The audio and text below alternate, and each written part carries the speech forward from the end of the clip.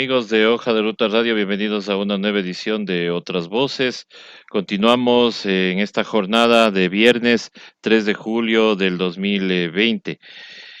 Siendo las 16 horas con 10 minutos, damos la más cordial bienvenida a todas las personas que se están conectando a esta señal de Hoja de Ruta Radio y también damos la más cordial bienvenida a nuestro invitado, el doctor Juan Cárdenas, con quien vamos a conversar sobre la coyuntura política y de lo que está sucediendo en estos momentos en el país. Bueno, tenemos algunos casos de corrupción y unos que avergüenzan, especialmente a algunos miembros de la Asamblea que se ha descubierto que tienen carnet de discapacidad y han hecho uso del mismo para beneficiarse de algunas cosas que estaban en la ley que criticaban, en la ley que decían que era solamente populismo y todo lo demás, pero que ahora están haciendo uso de esa ley.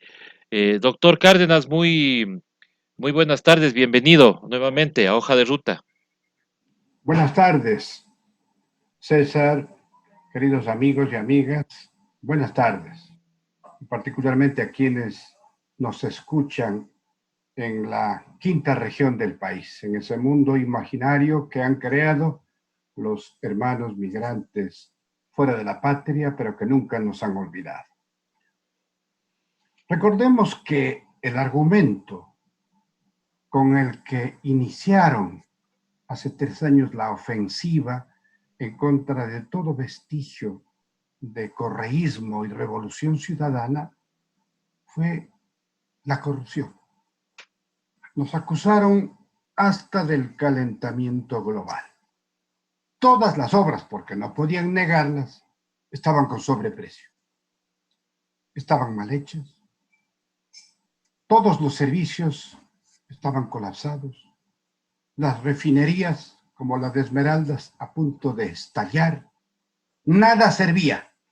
Y todo estaba caracterizado por el eje transversal de la corrupción. Así nos nombraron, así nos calumniaron y así nos perjudicaron de tal manera, hermanos y hermanas, que le vendieron esta idea monstruosa a la sociedad ecuatoriana, que al principio no salía de su asombro. Miraba para un lado, miraba para otro lado y veía que todos los medios, los grandes medios privados de comunicación, la prensa libre e independiente, replicaba el mismo discurso, que el gobierno de la Revolución Ciudadana era un gobierno de corruptos. Y de alguna manera vendieron cierto tiempo esa idea. Se valieron de esa forma perversa de generar una opinión desfavorable, primeramente para despojar a Jorge Glass de la vicepresidencia y tomarse por asalto, porque la voz de Jorge Glass era potente, era denunciante, era reivindicadora de toda la fuerza creadora, constructora, transformadora de la revolución ciudadana en la década ganada. Luego prepararon el otro golpe, el más importante, a través de una consulta inconsulta. Y ahí sí consumaron el golpe macabro. Se llevaron todo. A través del señor Trujillo y su corte de emperador, prácticamente arrasaron con todo y siempre repitiendo la muletilla de la corrupción y corrupción y corrupción.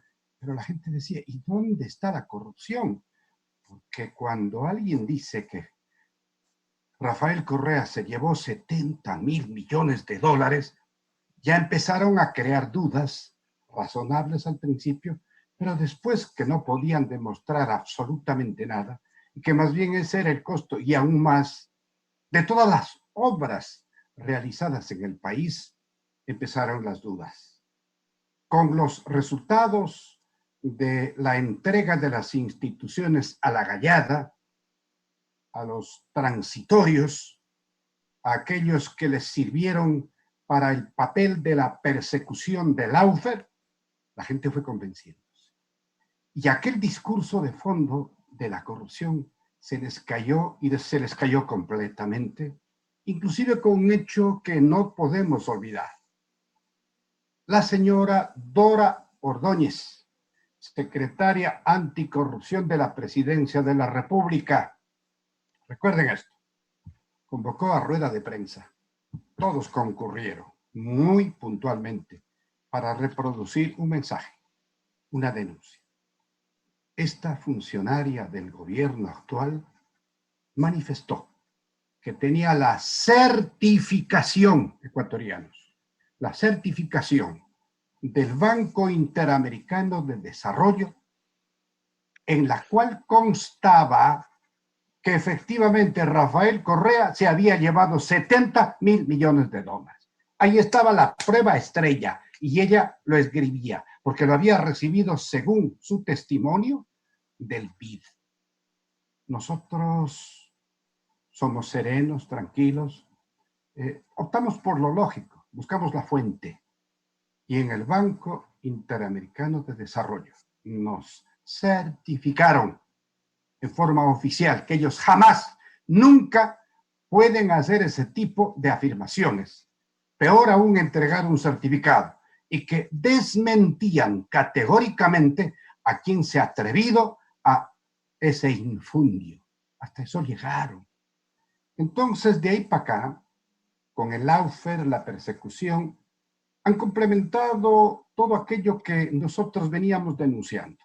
Se tomaron por asalto la patria y le entregaron en paquete a la derecha, a los banqueros, a los grandes empresarios, a los que no creen en el país y que todo cuanto genera el país se lo llevan a los paraísos fiscales, a los grandes importadores que no les importa destruir nuestra producción e industria nacional.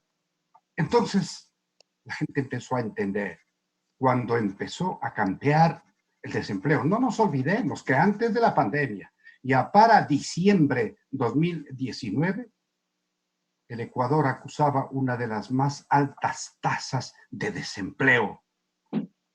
Y el decrecimiento estaba previsto.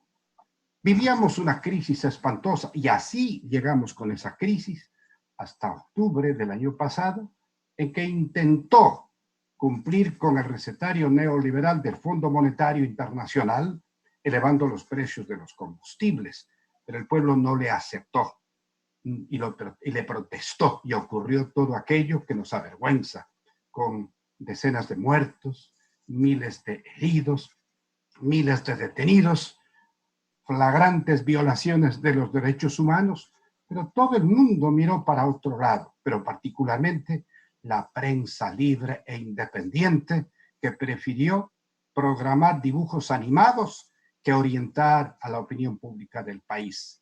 Este es un periodo nefasto de esa prensa. Se parece mucho a los días previos al arrastre de Eloy Alfaro. Entonces, ya el discursito de la corrupción les estalló en la cara, a tal punto que donde ellos miran y el pueblo se entera, hay corrupción.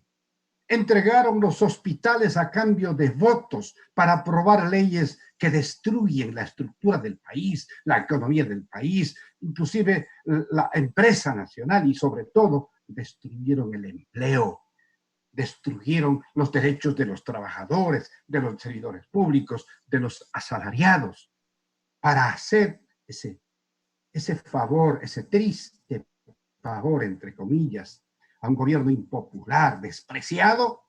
Para eso sirvió la entrega de hospitales por provincias a los asambleístas que contraprestaban esa generosa entrega mediante un voto incondicional de espaldas a los grandes intereses del país. Y viene en cascada una serie de acontecimientos que realmente nos avergüenzan.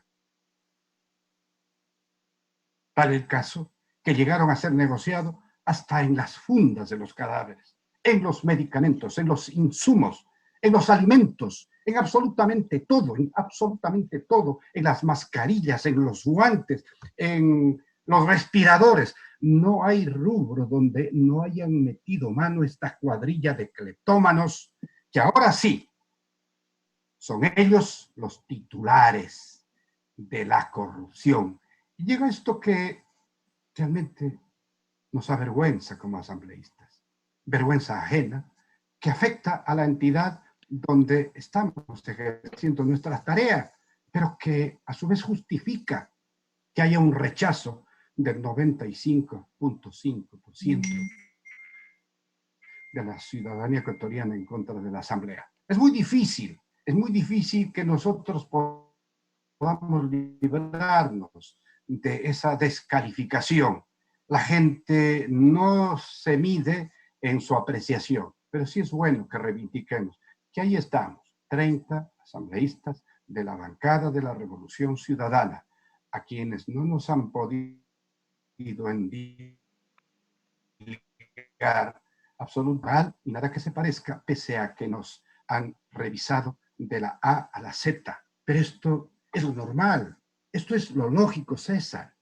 Quien merece el voto del pueblo tiene que ser digno de esa representación, con transparencia, con limpieza, honrando a sus electores. No puede ser que se convierta en alguien que poco menos cometa el asalto del poder, porque de esta vida no hay otra. Porque esto de obtener para traer vehículos nos avergüenza terriblemente. Y esto, claro que debe ser castigado. Y el castigo se viene seguro. El castigo es a través de una herramienta constitucional democrática, la herramienta del voto popular.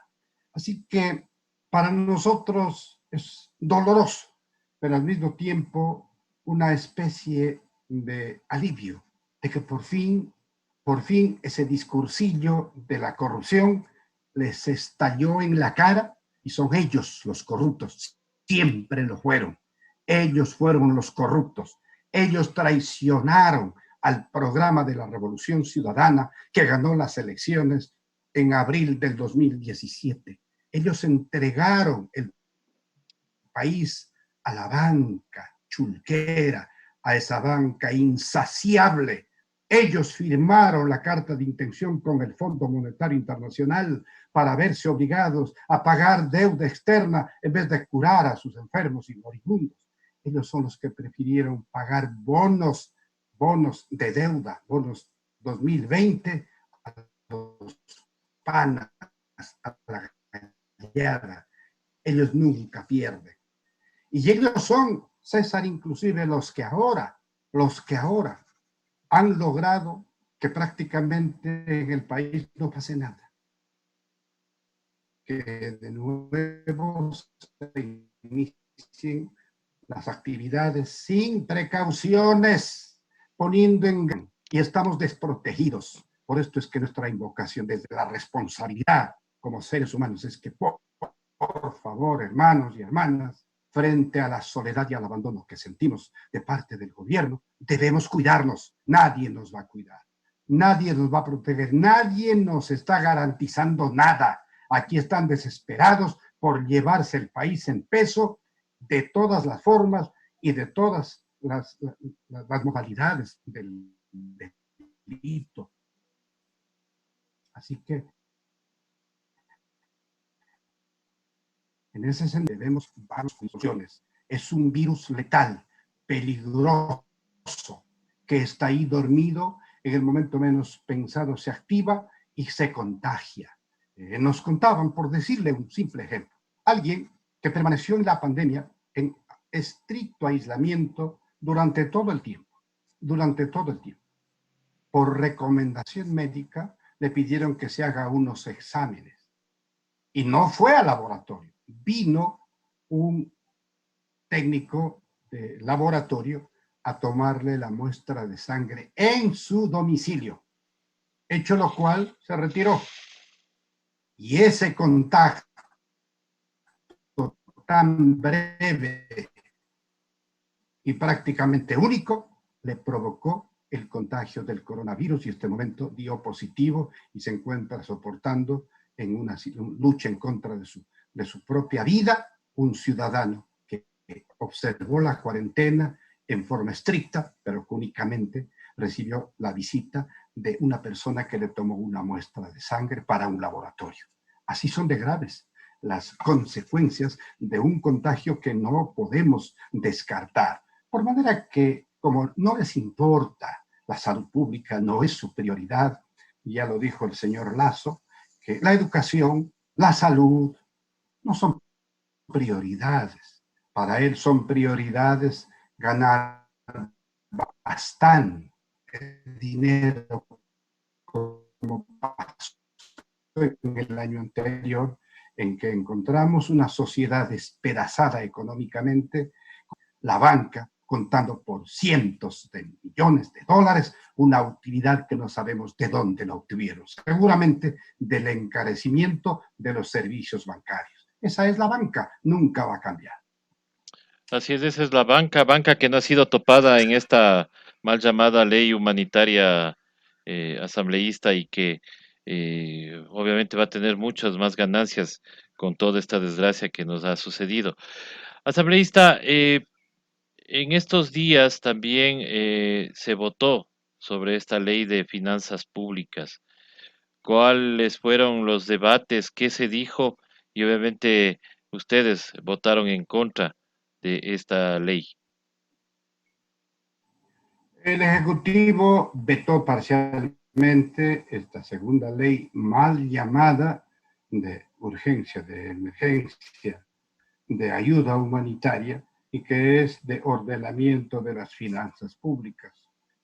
Lo vetó para radicalizar la entrega del cordero amarrado, como son las reservas, no solo del Banco Central, sino de la seguridad social en sus tres fases, el seguro ordinario, el de los policías y el de los militares, así como también afectar la autonomía de los órganos del sistema descentralizado nacional. Así que vino ese veto, se tramitó en la comisión que estaba presidida por el señor Mendoza, pero que por circunstancias muy conocidas por el país hizo mutis por el foro y fue tramitado entre apuros para el segundo, digamos, para el debate, el único debate que se dio precisamente ayer. Pero cosa curiosa, ya no tuvieron los votos para, ni siquiera para allanarse, peor para ratificarse. De tal manera que frente a esa situación, procesalmente y de acuerdo a la ley orgánica de la función legislativa, el poder legislativo negó el veto. Por consiguiente, sigue en vigencia la ley que ellos aprobaron. No sé cómo arreglen ese problema entre ellos, Ya. pero ese es un grave recetario de lo que se viene. Se están quedando solos. No hay quien se acuerden de sus pobrecitos. Se están quedando solos porque de lo que vimos, el único bloque férreamente unido en defensa del gobierno es el bloque de Creo. Estos zaperocos que dicen que son oposición, estos que acusan al morenismo como la continuación del correísmo, ni ellos mismos se creen. Estos que están desesperados porque se creó un nuevo escenario. No nos olvidemos, César, que la semana anterior ocurrieron dos hechos muy reveladores. Uno, fue el día jueves de la semana anterior que el expresidente Correa, en una entrevista desde Bélgica, contestó una pregunta de un periodista si iba a ser candidato. Y él dijo, si me dejan, yo seré candidato. Y ahora esa frase de si me dejan es una frase célebre. Tanto así que la canción de Luis Miguel se está vendiendo como pan caliente. Bueno, si me dejan. Bien. Ese hecho que levantó el ánimo de una enorme cantidad de compatriotas, no solamente militantes de la Revolución Ciudadana, mucha gente que repite aquella verdad, con Correa estábamos mejor, viene a ser una corriente fragente en el país.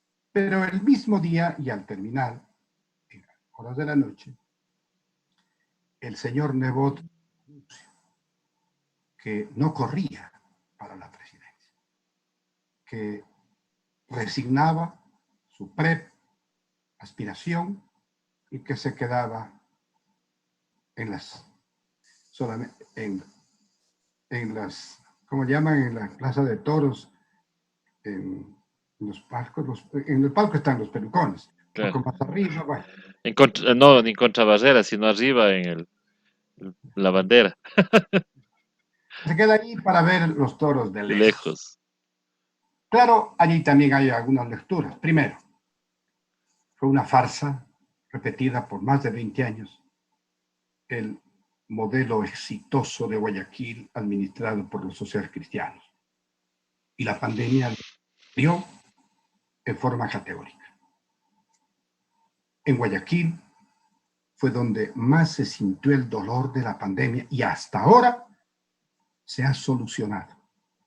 Y el municipio de Guayaquil, el prototipo del modelo exitoso, lo único que acertó es a entregar cartones para que los pobres envuelvan su dolor, envuelvan a sus muertos. ¿Y a esto le llaman modelo exitoso? Bueno, pero lo más terrible es que hasta este momento hay amontonamiento de cuerpos de víctimas en contenedores. Y hay mucha gente que deambula de un lado a otro en Guayaquil buscando los cuerpos de sus seres queridos. Sin embargo, contrataron una campaña internacional de imagen para decir que en Guayaquil se había superado exitosamente la pandemia. Ni ellos mismos lo creyeron, a tal punto que si fuera así, el señor Nebot hubiera tomado otra actitud. Pero él sabe, es un hombre inteligente, sabe que los números no le alcanzan.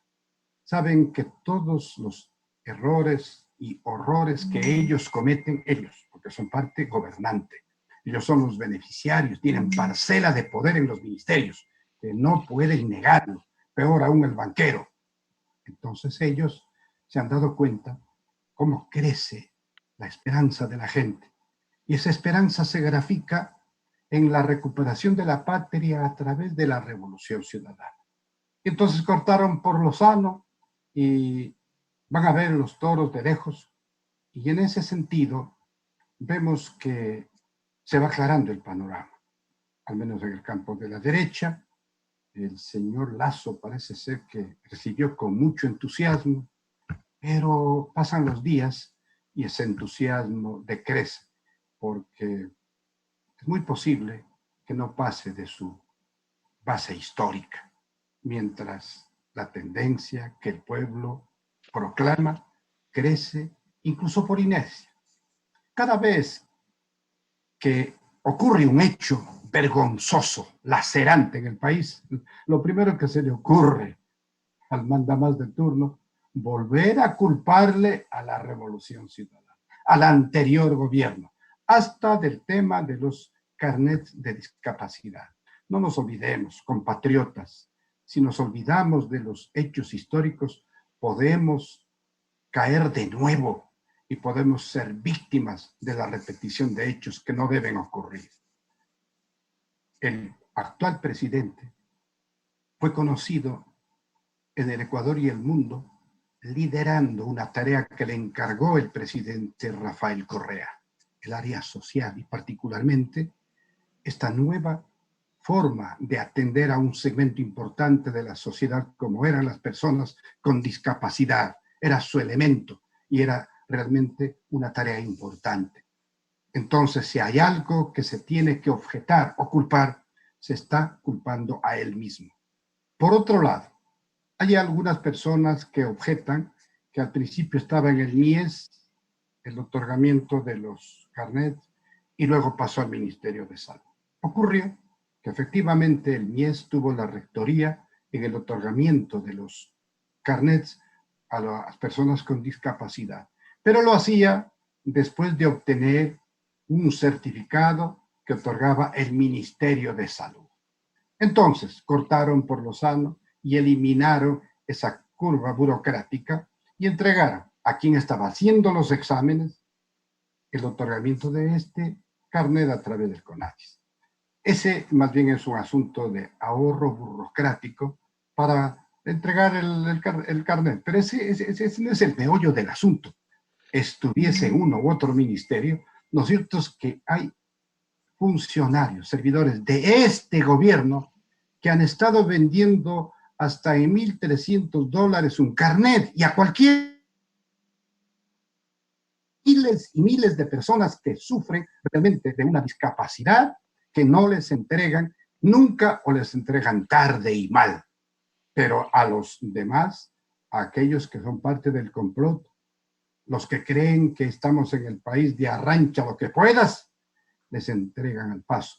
Y también lo que es muy curioso, justo en el tiempo de la pandemia, es cuando más carnets han entregado.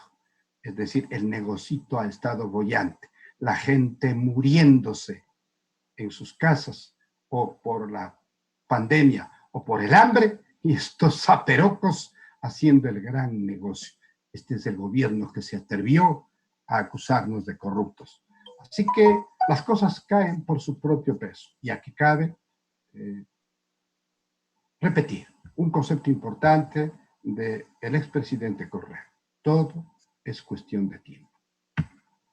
Todo es cuestión de tiempo, todo ha caído por su propio peso.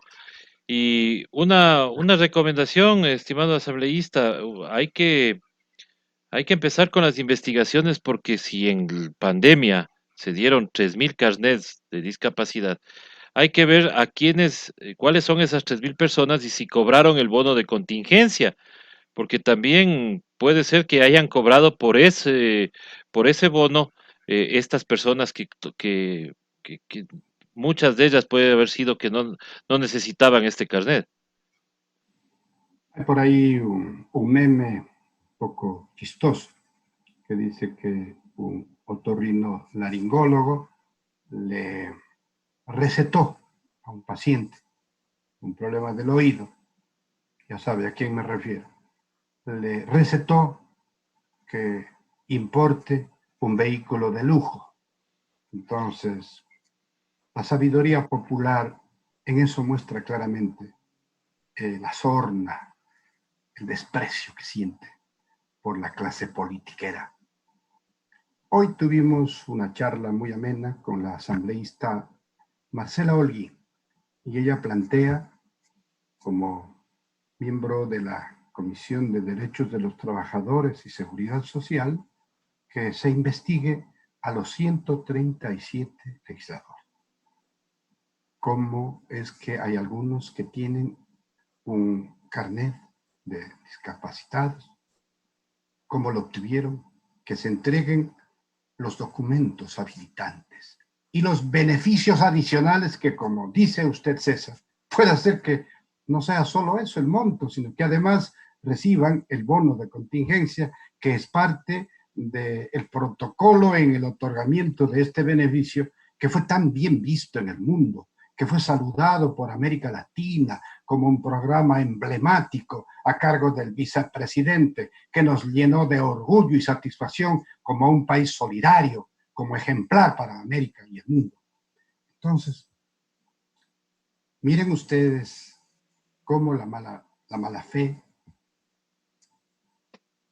el deseo de hacer daño, el odio, se convierten en una de las razones para destruir, para entorpecer, para envilecer. Y claro, ahora cada día nos despertamos con un nuevo escándalo. Uno sustituye a otro. Hoy día nada más ya la gente estaba haciendo un escándalo por el hecho de que se había levantado dizque el estado de emergencia. No era así, estaban renovando tardíamente el decreto para poner a tono con el que está en vigencia por 60 días más, el decreto de excepción. Dicho sea de paso, esa excepción apunta muy claramente a evitar las reuniones, y sobre todo afecta al derecho de expresión. Entonces, ya sabemos qué se busca, ¿no? porque realmente no se está trabajando en función de la salud pública. Y si se hace, es muy poco y en forma aislada. Y todo está transversalizado por la gestión corrupta de quienes empuñan lo más sagrado que es el derecho del pueblo a la salud, a su garantía fundamental. Pero esperemos que las cosas se encaminen de tal manera que aquello del semáforo no sea el patrón que obliga a los pueblos a entregar papaya, como dicen los muchachos, frente a los enormes peligros que nos acechan, sino que sean realmente los municipios muy responsables a través de sus COEs cantonales para evaluar realmente lo que está sucediendo en cada una de sus colectividades. Esa es la única forma que podemos garantizar, al menos que no haya una proliferación, una masificación, ya que, repito, el virus no se ha ido, el virus no se ha controlado, el virus está atacando de nuevo. Debemos cuidarnos, debemos protegernos y estamos solos. Así es, estimado asambleísta. Y solo para ir terminando su opinión sobre, si bien es cierto, el señor Nebot da un paso al costado de la candidatura presidencial, pero nos deja como que dice, lanza la pelotita de una consulta popular. ¿Usted cree que es el momento ahora de una consulta popular con esos temas como el tema de los TBIs, del seguro? Y claro, pues obviamente ahí las preguntas, como siempre, engañosas, las que nadie va a decir que no, como el tema de apoyo al agro y todo eso. ¿Qué opina usted de este planteamiento que hace el señor Nebot? Es un caballo de Troya, un ensayo a ver cómo pulsan la opinión. Ellos tienen que sacar sus candidatos, ya se mencionan nombres de precandidatos por ese partido, pero no creo que prospere una propuesta de esta naturaleza, porque en primer lugar no tiene ningún asidero, no tiene ningún antecedente, no se fundamenta en nada que no sea un deseo de salvar los muebles. Así que el señor Nebot está más o menos como el Chavo del Ocho cuando no quiere pelear en el aula y sale rascándose la rabadilla y dice, vas a ver a la salida. Así más o menos. Es un grito de un bravucón que sabe que no la ve ni la verá nunca. Él sabe que si postula para la presidencia, vuelve a perder y sería su tercera derrota. Él quiere por lo menos alejarse de la vida política con la, con la incógnita de que pudo haber ganado y puede reivindicar algo. Pero ya lanzarse a una tercera sabiendo que van a perder, eso es grave. Y a Nebot le pueden decir todo, pero no pueden decir todo. Es un hombre inteligente. Gracias, estimado asambleísta. Y aquí queda demostrado con todos estos casos de que los corruptos siempre fueron otros. Estimado asambleísta, su mensaje final a la ciudadanía. Lo primero y lo último, cuidémonos. Es grave lo que está sucediendo en algunas ciudades. Hay un rebrote que está cobrando víctimas. Lo que pasa es que cambiaron la denominación inclusive de la causa de muerte, ahora le llaman insuficiencia respiratoria, pero se trata del diagnóstico fatal del virus. Tenemos que cuidarnos mucho, no perder la perspectiva de las precauciones a nivel de familia, a nivel de trabajo. Si tenemos que realizar actividades, estar protegidos, protegidos y tomar precauciones, sobre todo para proteger a la familia, casa adentro, a los trabajadores si lo tienen, porque como alguna vez afirmamos, no es que convocaron a reactivar las empresas porque el peligro ha pasado, no, lo hicieron porque los empresarios estaban perdiendo de ganar y los trabajadores lo único que tienen seguro es un pie en la sepultura. Así que en todos los ámbitos que nos toca afrontar, hagámoslo con cuidado. Y repito, en eso estamos solos. En lo demás, ahí está el muestrario para que la gente entienda claramente que aquí persistió el odio como la filosofía que impulsó a un gobierno. Quisieron desaparecernos y nos multiplicamos por millones. Hay en cada pueblo una obra que recuerda la presencia de la década ganada.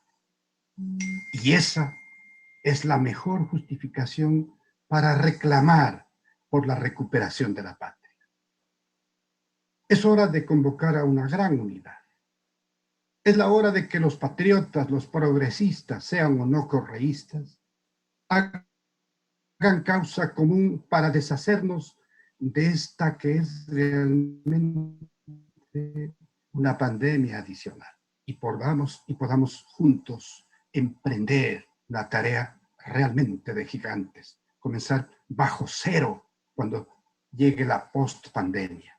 Para ello debemos tener al menos una herramienta de esperanza y la convicción de que somos capaces de poder reconstruir lo que la naturaleza inclusive destruyó en el terremoto de Manabí y de Esmeraldas.